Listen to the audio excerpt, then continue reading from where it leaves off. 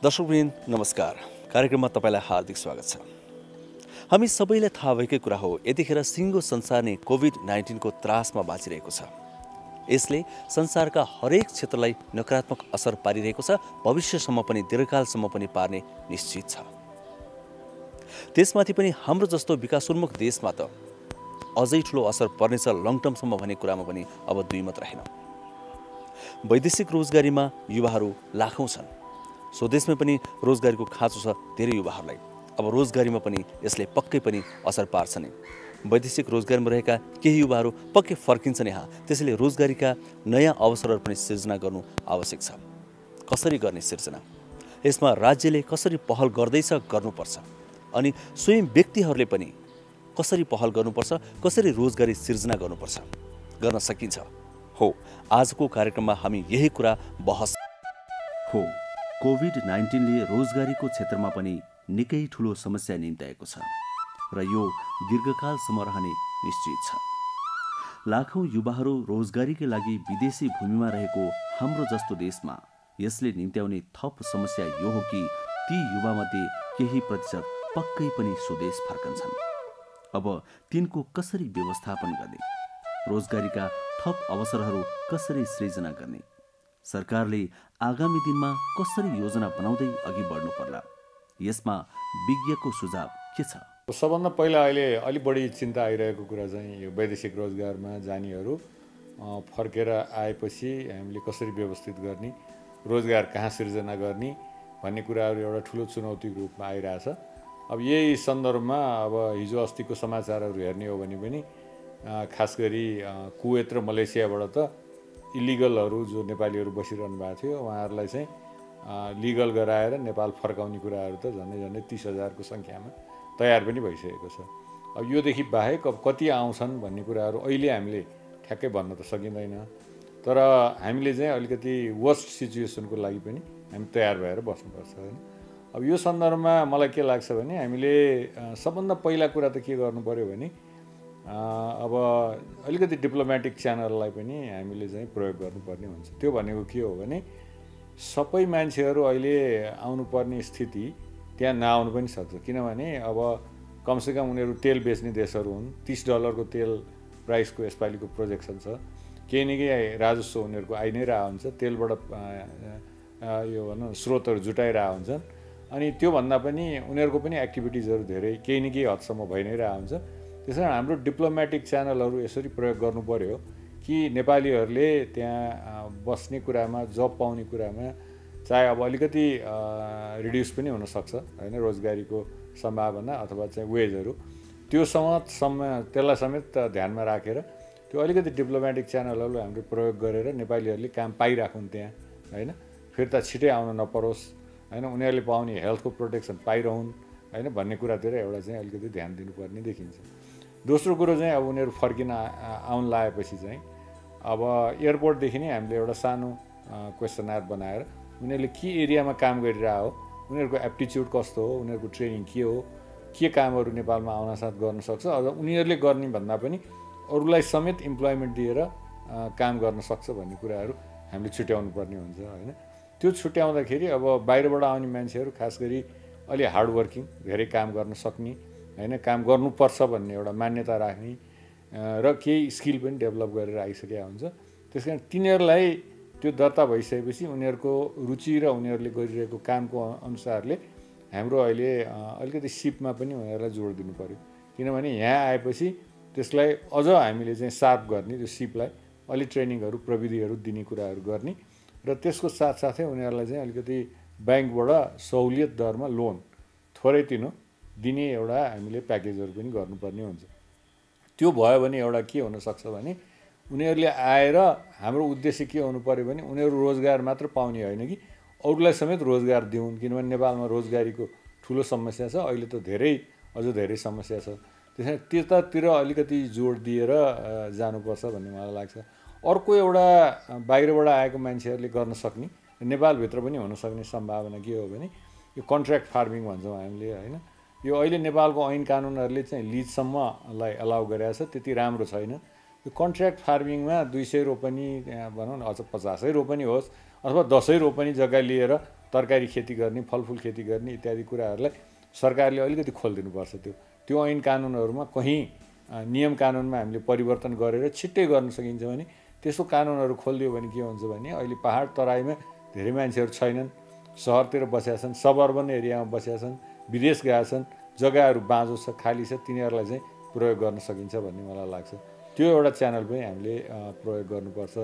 अनि अर्को चाहिँ के भने अब कृषिमा वैदेशिक रोजगारी मात्रै होइन कि बाहिरको मान्छे र नेपालको मान्छे सबैलाई उपयुक्त हुने अहिले सबैले भनि पनि रहेछ कृषिमा हामीले चाहिँ अलिक जोड दिनु पऱ्यो भन्ने कुराहरू छ।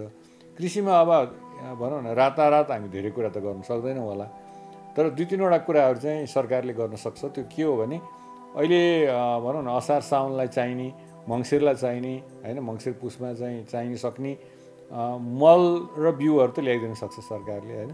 मलहरू प्रशस्त मात्रामा ल्याइदिनु पऱ्यो जसले गर्दा बजारमा त्यो अभाव हुन नसकोस्। अर्को कुरा के छ भने अब बिउ, हामी यहाँ बिउको रिप्लेसमेन्ट भन्ने एकदमै कम छ। पुरानै बिउहरू चलाइराख्नुपर्छ। त्यो पुरानो बिउले गर्दाखेरि उत्पादकत्व घट्छ, त्यति बढ्न सक्दैन होइन। त्यस्ता बिउ बिजनको कुराहरूमा सर्टिफाई गर्ने, बाहिरबाट ल्याउने होइन। अब अहिले त बाहिरबाट ल्याउन पनि अलिकति भनौँ न अब डिमान्डको हिसाबले सजिलो होला भन्न ठान्छु म, डिमान्ड घटेको कारणले। त्यो ल्याएर नेपाल सरकारले आफैले सर्टिफाई गरेर यो वितरण गर्ने कुराहरू हो। मेसिनरीको कुराहरू अब यो हाते ट्रेलरहरू भयो होइन, पम्पहरू भयो इत्यादि कुराहरू जुन चाहिँ सजिलै बजारबाट ल्याएर चाहिँ हामी वितरण गर्न सक्छौँ अथवा बेच्न सक्छौँ होइन।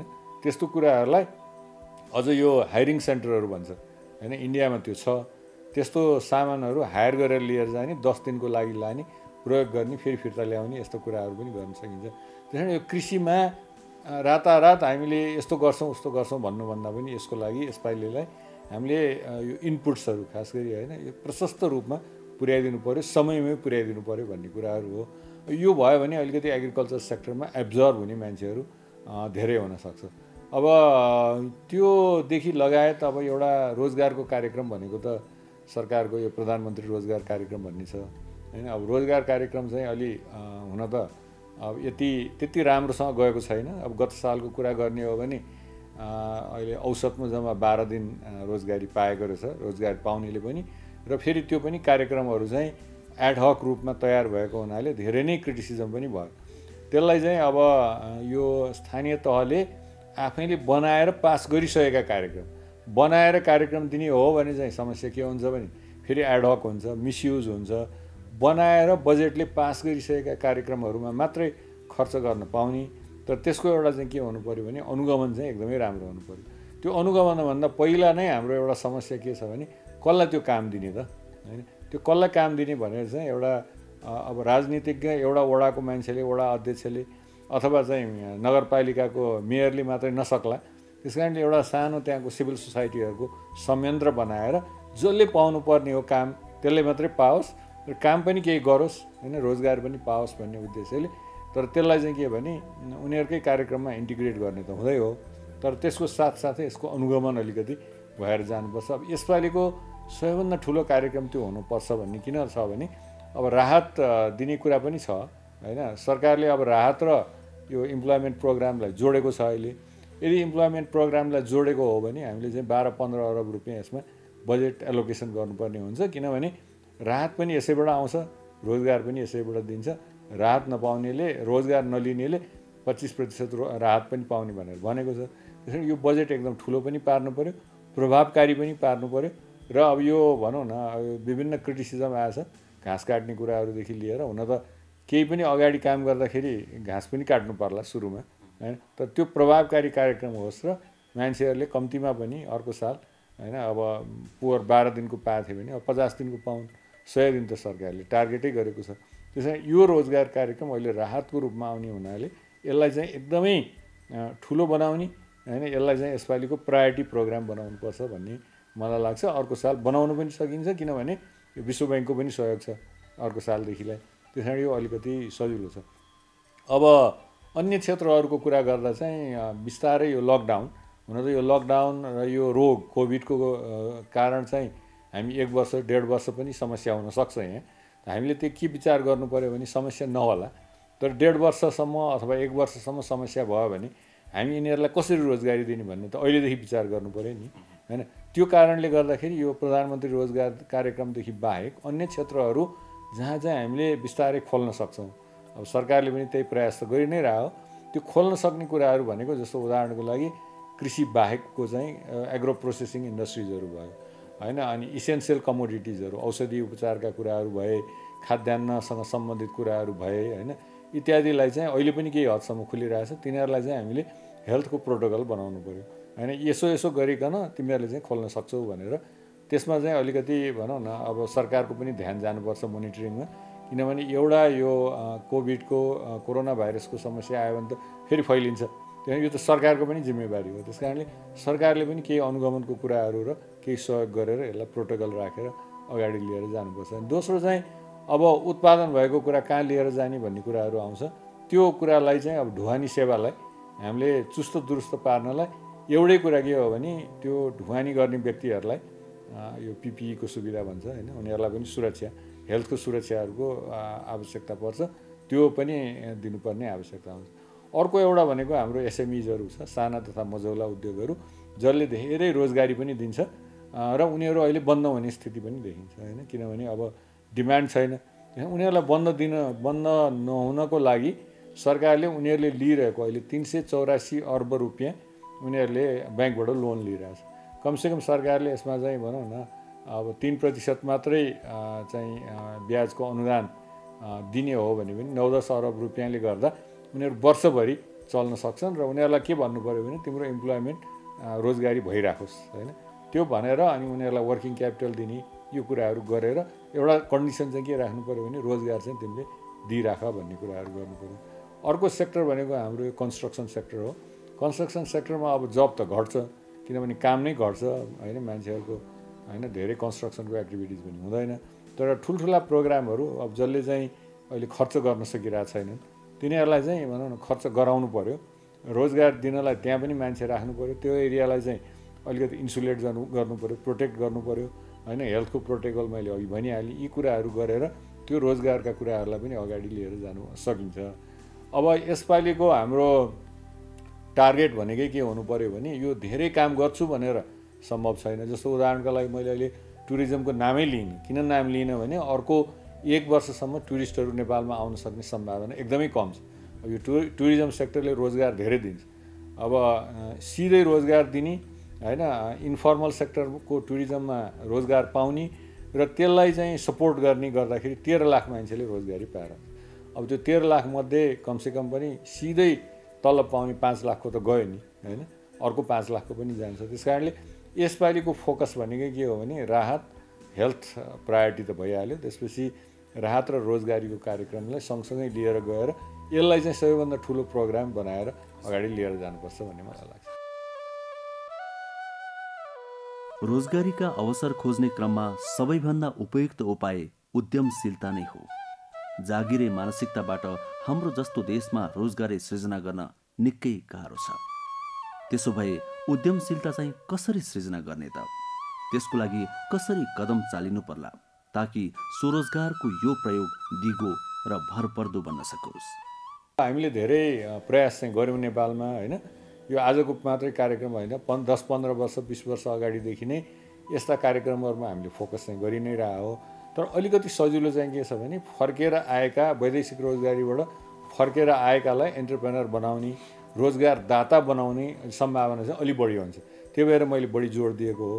अहिले एउटा अर्को अपर्च्युनिटी पनि के छ भने अब धेरै भारतबाट आएर यहाँ काम गरिरहेकाहरू, बङ्गलादेशबाट पनि नेपालमा आएर काम गर्ने धेरै छन् हैन। बङ्गलादेश भारतबाट यहाँ आएर स्किल वर्कर भएर काम गर्ने मान्छेहरू त फर्केर गएका छन् धेरै।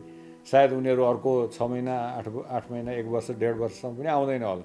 यही बेलामा हामीले चाहिँ एउटा केही सिप र प्रविधिको विकासको कार्यक्रमहरू यो खालि फर्केर आउनेको लागि मात्र होइन कि नेपालीहरूको लागि पनि टार्गेट गर्नुपर्छ। जस्तो उदाहरणको लागि भनौँ न, अब अहिले एसोसिएसनहरूले के भन्छन् भने 80,000 जति काठमाडौँमा यो ज्वेलरी बिजनेस, गहनाको बिजनेसमा मान्छेहरू छन्, सबै बाहिरबाट आइरहेछन् हैन, बाहिरबाट आएर काम गरिरहेछन्। तिनीहरूलाई रिप्लेस गर्ने मौका यो हो अहिले। किनभने उनीहरूलाई अहिले अलिकति चाहिँ त्यहीसँग सम्बन्धित ट्रेनिङ दिएर हामी इन्डियाबाटै ल्याउँला अथवा चाइनाबाट ल्याउँला, जहाँबाट ल्याउनुपर्छ ट्रेनिङ दिएर उनीहरूलाई चाहिँ अब अहिले विभिन्न व्यवसायहरूमा माग पनि हुन्छ। अहिले चाहिँ अब काम के अरे कामदार छैन भनेर धेरैले कामै रोकिरहेछ हैन। त्यो माग पनि हुन्छ, त्यो बेलामा एउटा मौका पनि हो।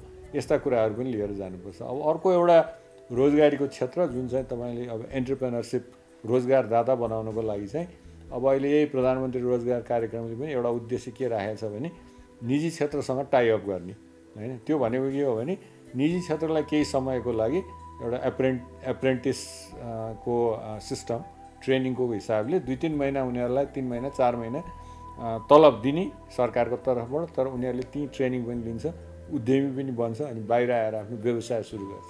हुन त यति बेला अब निजी क्षेत्रले त्यो लिनलाई धेरै नै गाह्रो छ, तैपनि उसलाई एउटा अपर्च्युनिटी के हो भने सित्तैमा एउटा लेबर त पाइयो नि, श्रम त पाइयो नि हैन। त्यस कारण त्यो पनि एउटा अप्सन हेर्नुपर्छ भन्ने मलाई लाग्छ। अनि अर्को एउटा नेपालमा कोअर्डिनेसनको कुरा छ हैन। अब यो रोजगार दिने मन्त्रालय अथवा चाहिँ वैदेशिक रोजगार श्रमको मन्त्रालयले आफैले त एउटै कार्यक्रम छ, त्यही हो, अलिअलि सिप विकासको होला, अलिअलि प्रधानमन्त्री रोजगार कार्यक्रम होला।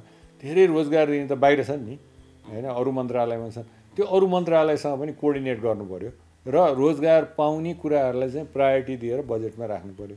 हुन त यसपालि अब रिसोर्स त धेरै कम छ, तर अब मलाई चाहिँ के लाग्छ भने यसपालि सरकारले अहिले भइरहेका कार्यक्रमहरू जसले चाहिँ रोजगारी सिर्जना गर्दैनन्, जसको उत्पादकत्व हुँदैन, त्यस्ता चाहिँ झन्डै 30 देखि 35% कार्यक्रमलाई हामीले काट्नुपर्छ र फोकस चाहिँ यतातिर गर्नुपर्छ। हो, राज्य अर्थात् सरकारको भूमिका यो कुरामा प्रमुख रहन्छ, तर एक व्यक्ति, परिवार वा समुदायले चाहिँ यसमा कसरी जोडिन सकिन्छ? कहाँबाट सुरु गर्ने उद्यमशीलता अर्थात् स्वरोजगारी, ताकि जागिर खोज्दा खोज्दा भौतारिनु नपरोस्? कहाँ कहाँ छन् ती सम्भावनाका बाटाहरू? हामीले यो पनि खोज्ने प्रयास गर्यौं हाम्रा आजका विज्ञसँग।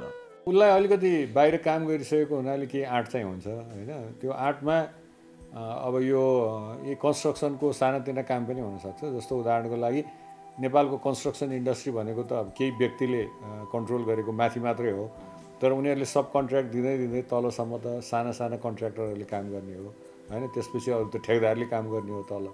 त्यस्तो कामहरू सिर्जना पनि गर्न सकिन्छ होइन, जुन हामीले पहिला जुम्लामा एकचोटि गरेर पनि हेरेका थियौँ। लोकल लेभलमै समूह बनाएर आएपछि उनीहरूलाई आधा आधा किलोमिटरको बाटो बनाउनु दिने होइन, त्यो पनि काम गरेका थियौँ। त्यस्तो कामहरू गर्नलाई उनीहरू बाहिरबाट आएकोले चाहिँ झनै सक्छ भन्ने मलाई लाग्छ।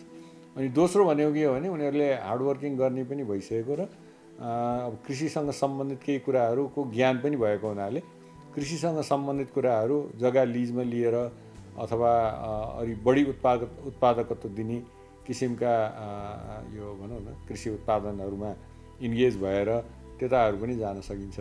अब त्यसपछि उसले अपर्च्युनिटी तुरुन्तै लिने, ट्रेनिङ लिने, त्यसपछि ब्याङ्कबाट चाहिँ अलिकति सहुलियत रूपमा ऋण लिने भन्ने चाहिँ अलिकति समय चाहिँ लाग्छ।